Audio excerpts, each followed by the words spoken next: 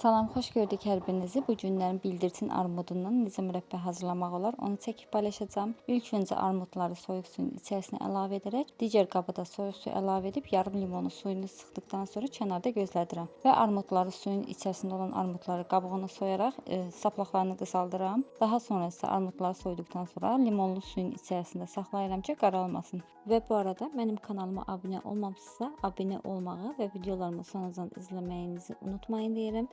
Videolarımı bəyənirsinizsə, bəyənmə butonuna toxunaraq like edə bilərsiniz. Və onu da qeyd edim ki, mənim hazırlayacağım armudun çəkisi 2 kiloqram yarımdır. Qabığını soyub bitirdikdən sonra çəkdim. 2 kilo məndə armud qaldı, təmizlənmiş armud. 2 kilo armud üçün 1 kilo 8 qram şəkər tozu və 1 stəkan da su əlavə edəcəm bişirəcəyim qabın içərisinə. Şirəni hazırladıqdan sonra armudları şirənin içərisinə əlavə edərək ocağın gür atəşində bişirməyə başlayacağam. Soyduğumuz armudları bu cür ara sıra qarışdırmaq lazımdır ki, qaralmasın. Və bişirəcəyim qabın içərisinə 1 stəkan su əlavə etdikdən sonra şəkər tozunu da əlavə edib ocağın üzərinə yerləşdirib şirə hazırlamaya başlayıram.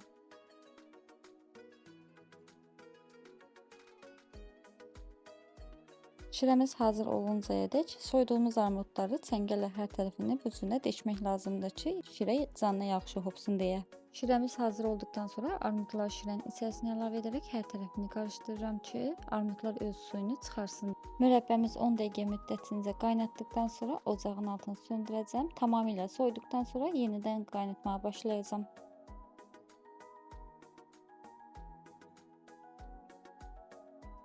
Üç-4 saat keçdi, mürəbbəmiz tamamilə soydu. İndi isə ikinci dəfə yenidən ocağa yerləşdirərək üzərinə 4-5 ədəd limon dilimi, 5-10 ədəd də mixək əlavə edirəm. Mürəbbəmizi gür atəşdə qaynatmağa başlayıram. Mürəbbəmizi 10 dəqiqə qaynatdıqdan sonra qabın içərisinə mürəbbənin şirəsindən əlavə edərək üzərinə soyduqdan sonra belə xətt çəkirəm ki, mürəbbəmizin hazır olub-olmadığını yoxlayıram. Salfetka vasitəsilə də yoxlaya bilərsiniz. Gördüyünüz kimi mürəbbəmiz artıq hazırdır. Salfetka canına çəkmirsə şirəni, bu deməkdir ki, mürəbbəmiz tam hazır olubdur. Ocağın altını söndürüb mürəbbəmizin köpüyünü yığmaya başlayıram. Ləyənini sağa sola sirkələyərək köpüklərini ortaya doğru toparladıqdan sonra salfetka vasitəsilə mürəbbənin köpüyünü yığıb bitirdim. Budur, mürəbbəmiz artıq hazırdır. Rəngi göz oxşayan, dadı damaqlarda qalan armud mürəbbəsi hazırladım. Əminəm ki, siz də bəyənib hazırlayacaqsınız və məni takib etməyi unutmayın. Videomu bəyənmisinizsə, bəyənmə butonuna toxunaraq like edə bilərsiniz. İzlədiyiniz üçün təşəkkür edirəm. Gələn videolarda görüşmək ümidi ilə hələlik.